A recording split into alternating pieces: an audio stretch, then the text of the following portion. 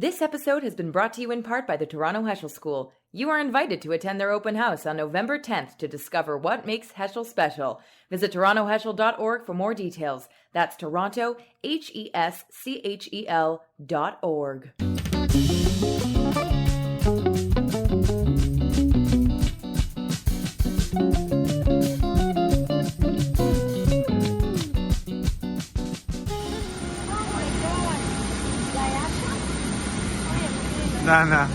That's the sound of the matriarch of the last Jewish family in Kabul, Afghanistan, descending the steps of a chartered airplane that carried her and some of her grown children out of Afghanistan to safety in Albania. Tova Moradi is 78. She was in hiding from the Taliban, who threatened to kill her for helping another Jewish member of her community years ago. It's a complicated story, but when the Taliban returned to power in the summer, they threatened to stone her. A Canadian-Israeli rescue mission managed to sneak Tova and several of her adult children and their own families out of Afghanistan a few weeks ago, in a bigger group of Afghan women, cyclists, and human rights workers. If that all sounds familiar to you, it's because, yes, I told you about this second rescue earlier this month, but I had to leave out this incredible Jewish part for safety reasons. There were still about 25 more members of her family, more sons and wives and children, who were waiting in hiding in the country to be rescued too. I can tell you now that they're all safe. They just landed Monday after a 2.5-hour flight to a Middle Eastern country. And no, it's not Israel, but we can't tell you where it is yet for safety reasons. And that news means that Tova's daughter and her 3 sons, who already live in Canada, can sleep a little easier today. And so can the Jewish man from Toronto who helped make it all happen. I did what I thought was appropriate. I spoke to my rabbi. I spoke to Big Chachamim. And they said, if you can do something to help. So I decided, you know what, I was going to see what I could do. Obviously, I'm here in Canada. There's not much I can do. In the big picture, I'm insignificant, but I might have friends and family in different places that could help. I'm Ellen Besner, and this is what Jewish Canada sounds like for Tuesday, October 26th, 2021.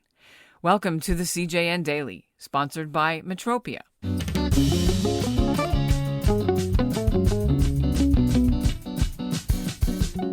Now, you might be thinking, wait, wasn't there some other guy named Zabulon Simantov who was the last Jew in Afghanistan? He's the guy that lived in the Kabul synagogue and he wouldn't divorce his wife.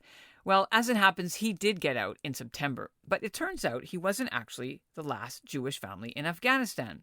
The Moradi family was. They were well known in Kabul. Some had moved to Israel years ago, as much of the community did in the 1950s, but Tova stayed. As a teenager, she'd married a much older man who was a Muslim, and they had a large family. It was very taboo, but she still practiced her Jewishness. She even attended synagogue, and it was never easy to be a Jew, which is why some of her children later moved to Canada. When the Taliban took over the first time, Tova became a target. She had helped another Jewish man named Ishak Levin hide in her family's compound for a year, and the Taliban found out. And when they were kicked out of the country, they warned her they would come back for her someday and kill her. For the past 2 months, efforts have been underway to get Tova and about 30 members of her extended family out. And at the center of it was Yehuda Joe Friedberg of Toronto.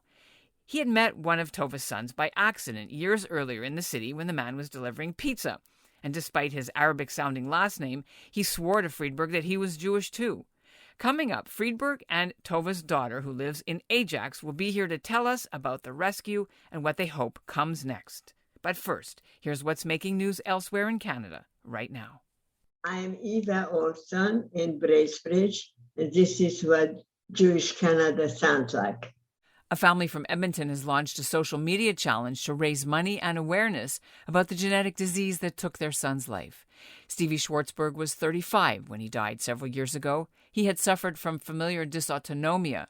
It's very rare. Fewer than 400 people have it. It's a disease that affects primarily Ashkenazi Jews. His parents, Jack and Rowena Schwartzberg, and his younger sister, Daryl, launched a box jump challenge, asking people to jump onto a box and film themselves doing it, challenge others, and donate to the FD organization that helped their son cope with his condition. The link is in our show notes. Yehuda Joe Friedberg has been pulling a lot of all-nighters and sending countless texts and making phone calls to coordinate with the Israeli NGO IsraAid and Canadian-Israeli businessman Sylvan Adams and others to rescue the at-risk women and their families from Afghanistan. But trying to save the remaining Jewish family in the country became a special mission. Friedberg joins me now from his home in Thornhill, as does Tova's daughter Korsheid. She lives in Ajax, Ontario. We're not using her last name because she's worried the Taliban could retaliate against members of her late father's side of the family who are still there. Congratulations on this incredible news. I know you've been very tired, have not slept. What have you heard? What's the latest?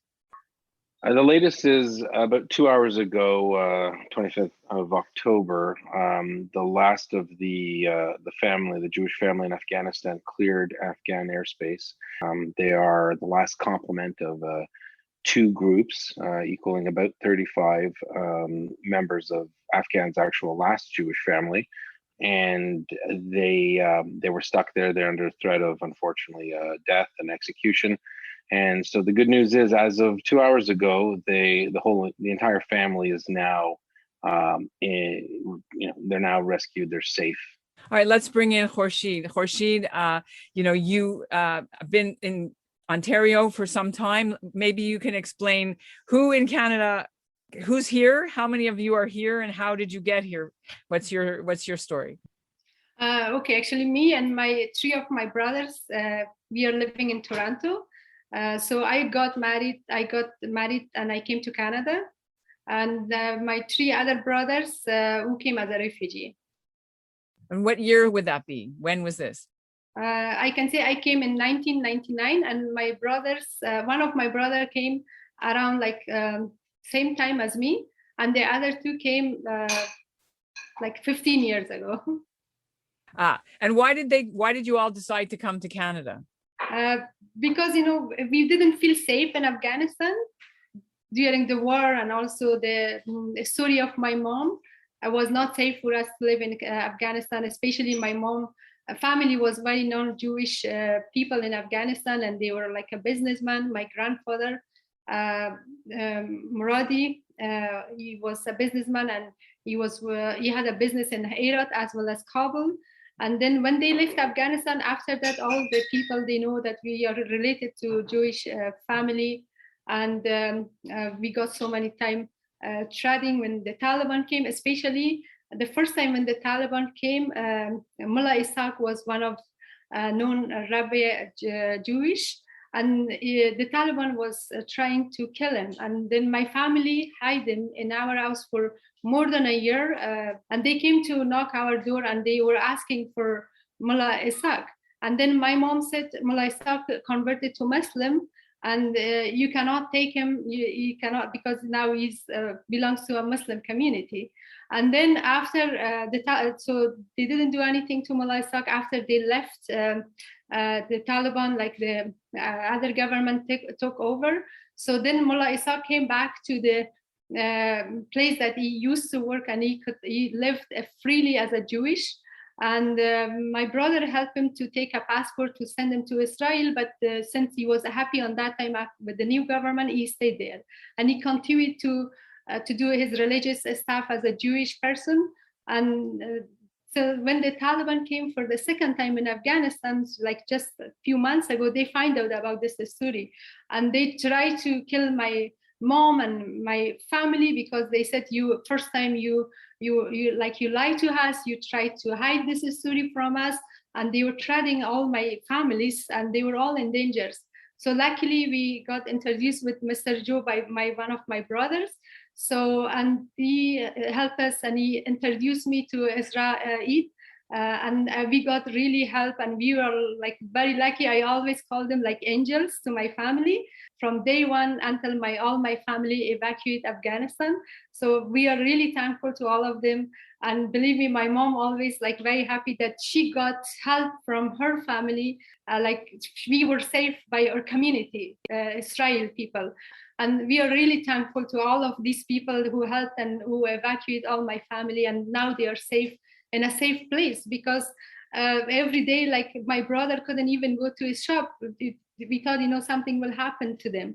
So, Joe, how did this all come about? How did you get involved?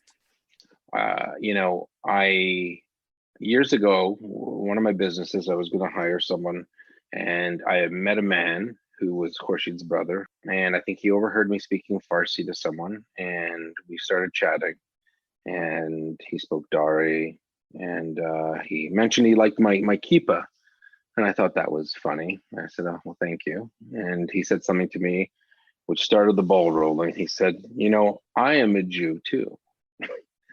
About 3 months ago, 2.5 months ago, I saw him randomly. He was delivering pizza to a neighbor, actually, and he looked very sad. So I asked him, like, hi. I was outside, and I said, how's it going, bud? Long time no see.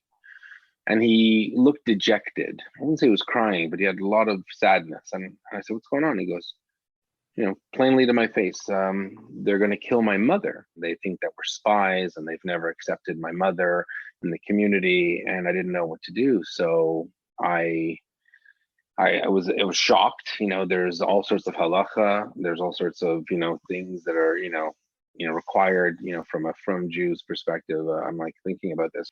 So we started talking, and sure enough, I made some inquiries to people who know more about these things than I do, and in fact that they were threatened, actually. So he later admitted that they threatened to stone her and behead her.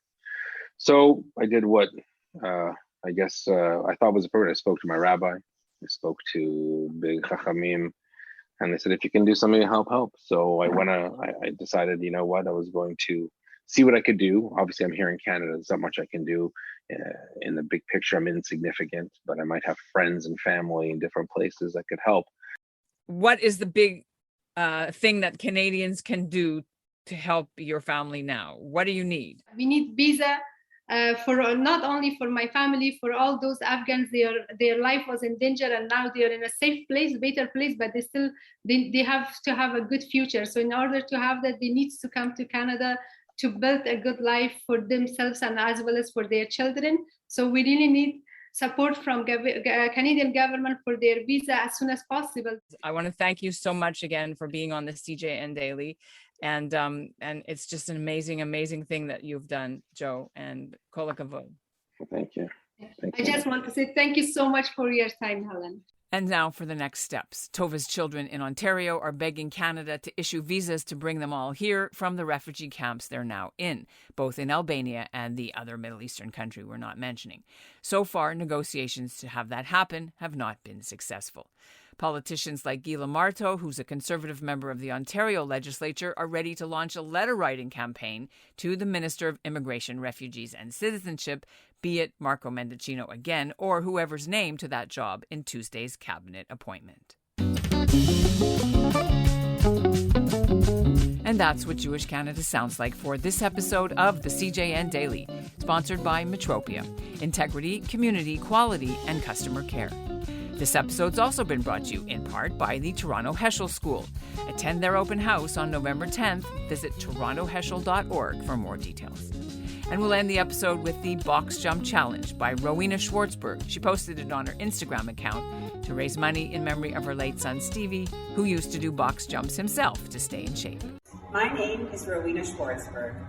I'm neither as strong or as courageous as our son Stevie was, or as patients living with FDR, but I'm here to jump for FD to raise funds for the mental health program we established in Stevie's memory. I'm also demonstrating that no jump is too small, so jump on board with us to raise funds for FD. I'd like to nominate Michael Shire, Marnie Bonder, and Steve Schaefer to jump with us.